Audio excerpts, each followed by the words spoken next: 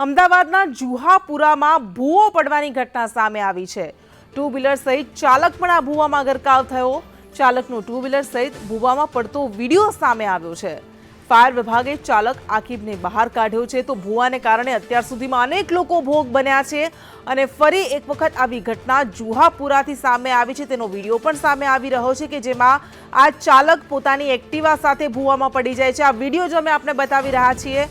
આપણી સાથે આશુતોષ ઉપાધ્યાય જોડાઈ ગયા છે। આશુતોષ, અત્યાર સુધીમાં અનેક ભૂવાએ લોકોના જીવ પણ લીધા હશે, વધુ એક વખત આવી જ ઘટના સામે આવી છે, શું છે સમગ્ર વિગત? જે અમદાવાદ મ્યુનિસિપલ કોર્પોરેશનની ઘોર બેદરકારી સામે આવી છે, કારણ કે દર વખતે ચોમાસામાં ભૂવા પડે છે અને ક્યાંક ને ક્યાંક લોકો અંદર પડતા હોય છે અને તેમ છતાં પણ કોર્પોરેશન દ્વારા યોગ્ય કાર્યવાહી જે છે તે કરવામાં નથી આવતી, કારણ કે રોડ અને અન્ય જે ડિપાર્ટમેન્ટ છે તેમના દ્વારા યોગ્ય ચેકિંગ કરવામાં નથી આવતું। જે રીતે ભંગાણ સર્જાય છે તેના કારણે આ ભૂવા જે છે તે પડતા હોય છે। વાત કરવામાં આવે ફતેવાડી વિસ્તારની, તો જુહાપુરા ફતેવાડી વિસ્તારમાં લગભગ સવારના 11:30ની આસપાસ એક એક્ટિવા જે ચાલક હતો તે જઈ રહ્યો હતો ત્યારે અચાનક જ એક્ટિવાનું પાછળનું જે ટાયર હતું તે જ ત્યાં જ સીધો ભૂવો પડતા એ સમગ્ર એક્ટિવા અને ખુદ જે ચાલક જે છે તે અંદર ભૂવામાં ગરકાવ થઈ ગયા હતા અને આસપાસ એકત્ર જે છે ભીડ થઈ હતી અને ત્યારબાદ ફાયર વિભાગને કોલ કરવામાં આવ્યો હતો। ફાયર વિભાગે આજીબને તો જે છે બચાવી લીધો છે, પરંતુ જે એક્ટિવા જે છે તે પાણીમાં ગરકાવ થઈ ગયું છે અને સમજી શકાય છે કે વ્યક્તિ પોતાની મહેનતથી મૂડીથી પોતાનું વ્હીકલ લાવતો હોય છે ત્યારે હવે એને એક્ટિવા ગુમાવવાનો વારો આવ્યો છે। અમરજી, બિલકુલ, આભાર આપનો તમામ વિગત માટે।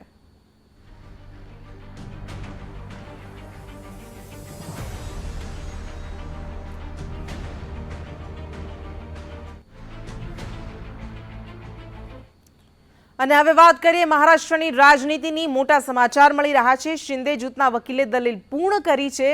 રાજ્યપાલ તરફથી દલીલ કરી રહ્યા છે સોલિસિટર જનરલ તુષાર મહેતા। નમામ રેબિયા કેસનો હવાલો આપી રહ્યા છે મહેતા। મહારાષ્ટ્ર પર સુપ્રીમ કોર્ટમાં દલીલ ચાલુ છે।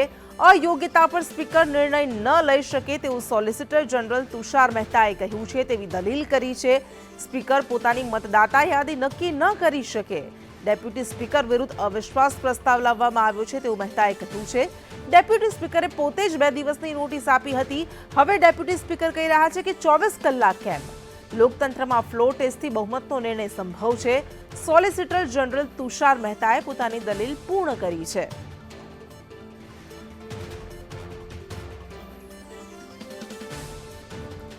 વધુ વિગત સાથે संवाददाता अजय यादव अपनी साथे जोड़ाए गया है। अजय, समग्र मामला जो पूरा मामला है वो सुप्रीम कोर्ट में पहुंचा है, आर्ग्यूमेंट्स चल रही है, क्या ज्यादा जानकारी मिल रही है, क्या अपडेट?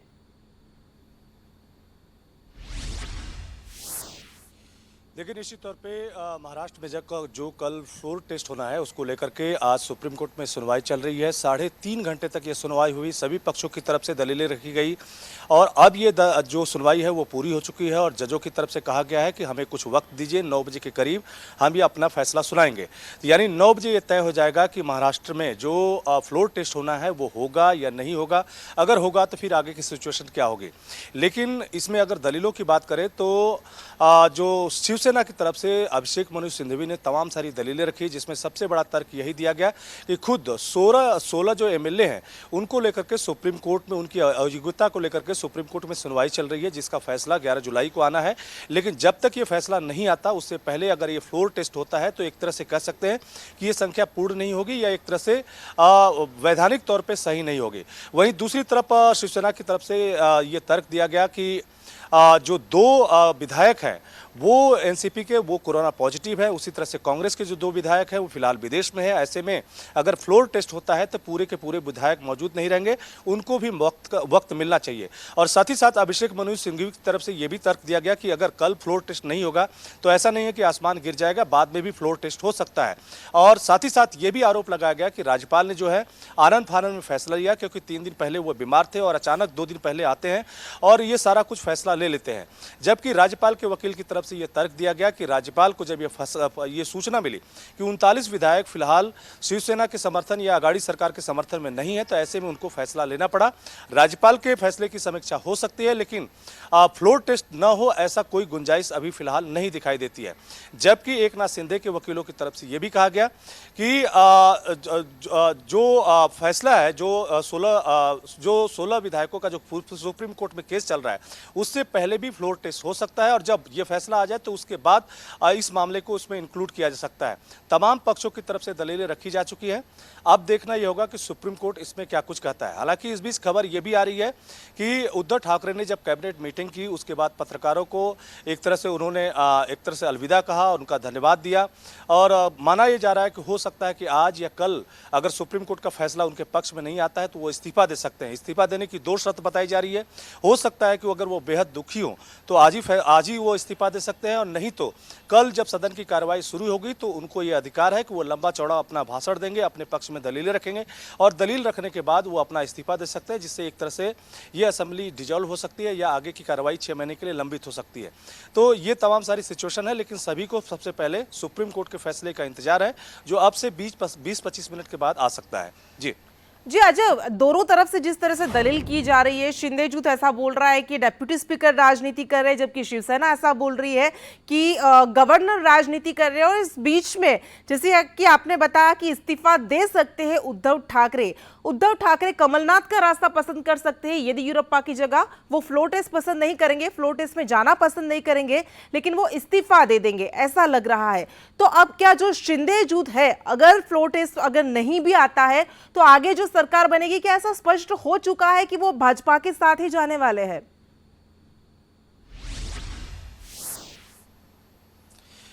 देखिए ये लगभग तय है, क्योंकि भाजपा जिस तरह से डिफेंड कर रही है, जिस तरह से शिवसेना या आघाड़ी सरकार का विरोध कर रही है, उससे ये पूरी संभावना जताई जा रही है कि हो सकता है आने वाले समय में दोनों मिलकर सरकार बनाएं। लेकिन ये सूरत तभी बनेगी जब या तो ये सरकार गिर जाए फ्लोर टेस्ट में, लेकिन ये फ्लोर टेस्ट में गिरने से पहले हो सकता है कि जो उद्धव सरकार है या जो उद्धव ठाकरे हैं वो अपना इस्तीफा सौंप दें। और इस्तीफा सौंपने की शर्त ये बताई जा रही है कि हो सकता है कि वो पहले सौंप दें, लेकिन ज़्यादा संभावना ये जताई जा रही है कि कल अगर फ्लोर टेस्ट होता है तो उस फ्लोर टेस्ट में लंबा चौड़ा भाषण उद्धव ठाकरे दे सकते हैं। येदियुरप्पा का एक एग्जाम्पल है और कई और लोगों का एग्जाम्पल है कि इसी तरह का उन्होंने स्पीच दी हुई थी और एक इमोशनल स्पीच होती है जो कहीं न कहीं मतदाताओं को लुभाने की कोशिश होती है। आगे एमसीडी का भी इलेक्शन है तो उस लिहाज से भी ये स्पीच हो सकती है। उसके बाद अपना इस्तीफा देंगे। उद्धव ठाकरे के इस्तीफे के बाद वो सिचुएशन नहीं रहेगी जो फिलहाल अभी सरकार बनने की या सरकार गिरने की गुंजाइश होती है, वो दोनों गुंजाइश खत्म हो जाएगी। उसके बाद जोड़ तोड़ से हो सकता है कि आगे के वक्त में सरकारें बने, लेकिन फिलहाल वो संभावना एक तरह से खत्म हो जाएगी और इसी तरह की संभावना खत्म करने के संकेत भी दिखाई दे रहे हैं। लेकिन ये तभी होगा कि आज सुप्रीम कोर्ट का फैसला क्या आता है।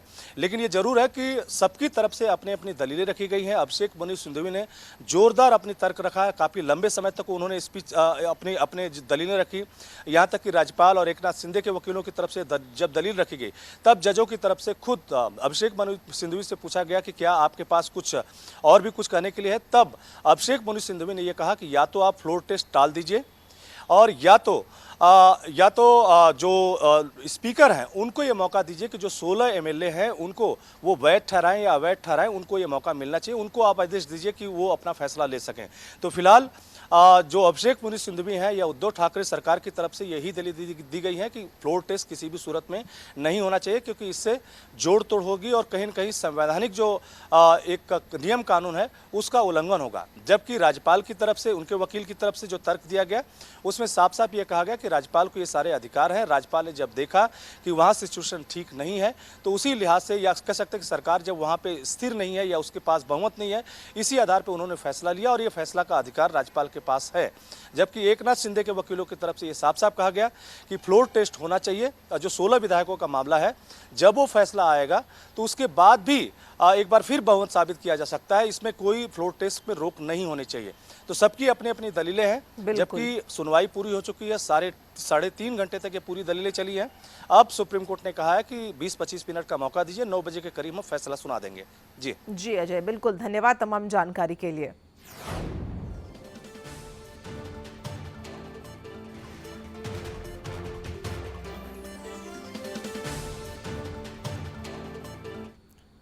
અને એકનાથ શિંદેએ નિવેદન આપ્યું કે અમે બળવાખોર નહીં, અમે શિવ સૈનિક છીએ। વોટ પછી ધારાસભ્યોની બેઠક થશે। એકનાથ શિંદે કે જેમણે શિવસેનામાં બળવો કર્યો અને કહી રહ્યા છે કે મારી પાસે 50 ધારાસભ્યોનું સમર્થન છે, તેઓ આજે પણ એવું કહી રહ્યા છે કે અમે બાગી ધારાસભ્યો નથી, અમે શિવ સૈનિક જ છીએ, અમને બળવાખોર ન કહો। અને વોટ થશે એના પછી ધારાસભ્યોની બેઠક કરવામાં આવશે। આ જ એકનાથ શિંદે છે કે જેમના કારણે આજે ઉદ્ધવ સરકાર અલ્પમતમાં આવી ગઈ છે। ગમે તે ક્ષણે આ સરકાર ભાંગી પડે તેવી સ્થિતિમાં છે અને ઉદ્ધવ ઠાકરે એ પહેલા રાજીનામું પણ આપી દે તેવી સ્પષ્ટ શક્યતાઓ જોવાઈ રહી છે। અને આ બધા વચ્ચે એકનાથ શિંદે કે જેઓ અત્યાર સુધી ઉદ્ધવ ઠાકરેનો ડાબો હાથ માનવામાં આવતા હતા તે એકનાથ શિંદે જ પાર્ટીની અંદર બળવો કર્યો અને એટલું જ નહીં પરંતુ 40 ધારાસભ્યો લઈને પણ તેઓ ગયા, ગુવાહાટી ગયા, સુરત આવ્યા, ગુવાહાટી ગયા અને ત્યારબાદ ગોવા જઈ રહ્યા છે। પરંતુ આ બધા વચ્ચે તેમે એક વાત સતત દોહરાવતા રહ્યા છે, એક વાતનું પુનરાવર્તન સતત કરતા રહ્યા છે કે અમે બાગી નથી, અમે બળવાખોર નથી, અમે શિવસૈનિક જ છીએ અને શિવસેનાની જે મુખ્ય વિચારધારા છે, બાળા સાહેબ ઠાકરેની જે હિન્દુત્વની વિચારધારા હતી તેના પર જ અમે ચાલવાનો પ્રયાસ કરી રહ્યા છીએ। કારણ કે અત્યારે જે શિવસેના મહાવિકાસ આઘાડી સરકાર સાથે ગઈ છે એ પોતાની વિચારધારા ભૂલી ગઈ છે। હિન્દુત્વને કોરાણે મૂકીને મહાવિકાસ આઘાડી સરકારને ફાવે તેવી રીતે, કોંગ્રેસ અને એનસીપીને ફાવે તેવી રીતે વર્તી રહી છે, તેમાંથી બચાવવા માટે અમે આ કામ કરી રહ્યા છીએ એવું એકનાથ શિંદે વારંવાર કહી રહ્યા છે। અને આ સાથે તેમણે આજે એમ પણ કહ્યું કે કાલે ફ્લોર ટેસ્ટમાં અમે ઉપસ્થિત રહીશું, અમે સામેલ થઈશું। हम लोग आसाम के लोगों को धन्यवाद देते हैं कि उन्होंने हमको बहुत अच्छा सहयोग दिया। एक परिवार के तरह हम लोगों का उन्होंने एक सहयोग दिया है और हम लोग कल मुंबई पहुंचेंगे, ट्रस्ट कोर्ट में शामिल हो जाएंगे। उसके बाद हमारे विधायक दल की बैठक होगी, उसके बाद आगे की जो स्ट्रेटेजी है हम लोग फाइनल करेंगे। हम लोग आसाम के लोगों को धन्यवाद देते हैं कि उन्होंने हमको बहुत अच्छा सहयोग दिया। एक परिवार के तरह हम लोगों का उन्होंने एक सहयोग दिया है और हम लोग कल मुंबई पहुंचेंगे, ट्रस्ट कोर्ट में शामिल हो जाएंगे। उसके बाद हमारे विधायक दल की बैठक होगी, उसके बाद आगे की जो स्ट्रेटेजी है हम लोग फाइनल करेंगे। મુખ્યમંત્રી ભૂપેન્દ્ર પટેલ કોરોના સંક્રમિત થયા છે। કોરોનાના લક્ષણો જણાતા તેમણે ટેસ્ટ કરાવ્યો હતો। કોરોના પોઝિટિવ આવતા તેઓ હોમ આઇસોલેટ થયા છે। 1 જુલાઈએ રથયાત્રા છે ત્યારે રથયાત્રામાં ભગવાનના રથની પહિંદ વિધિ મુખ્યમંત્રી દ્વારા કરાતી હોય છે, પરંતુ હવે કોરોના પોઝિટિવ થતા મુખ્યમંત્રી આ વિધિમાં ભાગ નહીં લઈ શકે, એટલે આ વખતે વર્ષો જૂની પરંપરા તૂટશે। મહેસૂલ પ્રધાન રાજેન્દ્ર ત્રિવેદી પહિંદ વિધિ કરે તેવી શક્યતા છે અથવા ગૃહ રાજ્યમંત્રી હર્ષ સંઘવીના હસ્તે પહિંદ વિધિ થાય તેવી શક્યતા છે। આ અંગે આવતીકાલે સત્તાવાર જાહેરાત થાય તેવી સંભાવના છે।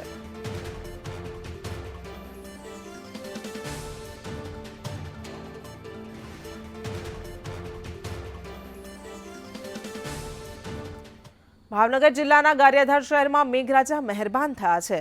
2 દિવસના વિરામ બાદ ફરી એક વખત ધોધમાર વરસાદ શરૂ થતા ગારિયાધારના મુખ્ય માર્ગો પર પાણી ફરી વળ્યા હતા। ગારિયાધારના ગ્રામ્ય વિસ્તારોમાં પણ વરસાદી માહોલ જામ્યો છે। મુખ્ય બજારોમાં રસ્તાઓ પરથી જાણે કે નદીઓ વહેતી હોય તેવા દ્રશ્યો જોવા મળ્યા। આખું ગારિયાધાર જળતરબોળ થઈ ગયું હોય તેવું વાતાવરણ બદલાઈ ગયું। વરસાદ પડતા જ લોકો ખુશખુશાલ જોવા મળ્યા। આ સિઝનનો ચોથો સારો વરસાદ વરસતા લોકો વરસાદમાં ભીંજાવાની પણ મજા માણી રહ્યા હતા।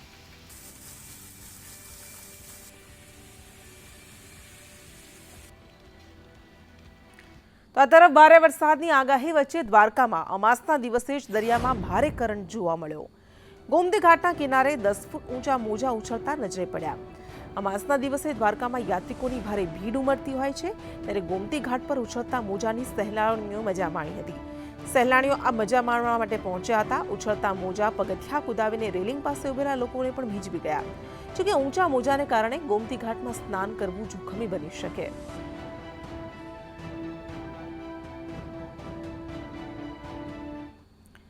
આ તરફ સુરતમાં પણ ધોધમાર વરસાદ ખાબક્યો। દક્ષિણ ગુજરાતમાં ભારે વરસાદની આગાહી વચ્ચે સુરતમાં પણ વરસાદ વરસ્યો। સુરતમાં વહેલી સવારે કાળા ડિબાંગ વાદળો સાથે વરસાદી વાતાવરણ જામ્યું।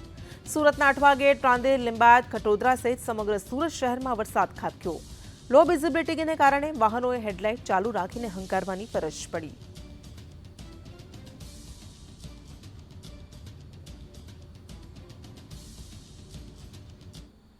રાજ્યમાં 1 જુલાઈથી 5 દિવસ સામાન્ય વરસાદ પડવાની હવામાન વિભાગે આગાહી કરી છે।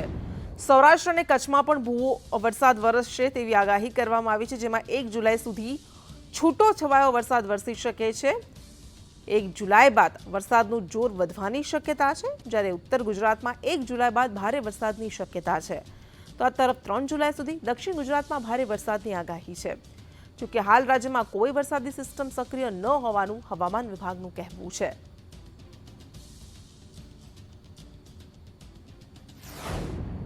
संभावना है। और डे 4 डे 5 गुजरात रीजन में भी गुजरात रीजन में भी रेनफॉल बढ़ने का संभावना है और फेयरली वेट से मतलब मेनी प्लेसेस में बारिश होने का संभावना है। और गुजरात रीजन में 30 जून से लेकर 3 जुलाई तक हेवी रेनफॉल होने का संभावना है, मोस्टली आइसोलेटेड। વિધાનસભાની ચૂંટણીમાં રાજકોટમાં કોંગ્રેસને કઈ રીતે મજબૂત કરી શકાય તેની રણનીતિ ઘડવા માટે કોંગ્રેસના સૌરાષ્ટ્ર પ્રભારી રામકિશન ઓઝા બે દિવસની ગુજરાત મુલાકાતે આવ્યા, પરંતુ બેઠકોમાં આગળની રણનીતિને બદલે આંતરિક જૂથવાદ ખાળવા પર જ ભાર મૂકવો પડ્યો। કોંગ્રેસના નેતા મહેશ રાજપૂત જૂથના નેતાની નારાજગી સામે આવી તો બેઠકમાં મહેશ રાજપૂત સહિત ડોક્ટર હેમાંગ વસાવડા, કાર્યકારી પ્રમુખ સંજય અજુડિયા હાજર રહ્યા। જોકે રામકિશન ઓઝાએ કોઈપણ પ્રકારનો જૂથવાદ હોવાનો ઇનકાર કર્યો। कि हमारे पार्टी में कोई जूथवाद था या कोई गठबाजी थी, ऐसा कुछ भी नहीं है। हमारा पारिवारिक मैटर है। कुछ कार्यक्रम कैसे करने हैं, प्रोग्राम को आगे कैसे जाना है, आने वाले समय में 150 दिन में हमें चुनाव में पहुंचना है। उसकी तैयारी के लिए हम कल लगातार 2 दिनों से सभी से चर्चा कर रहे थे।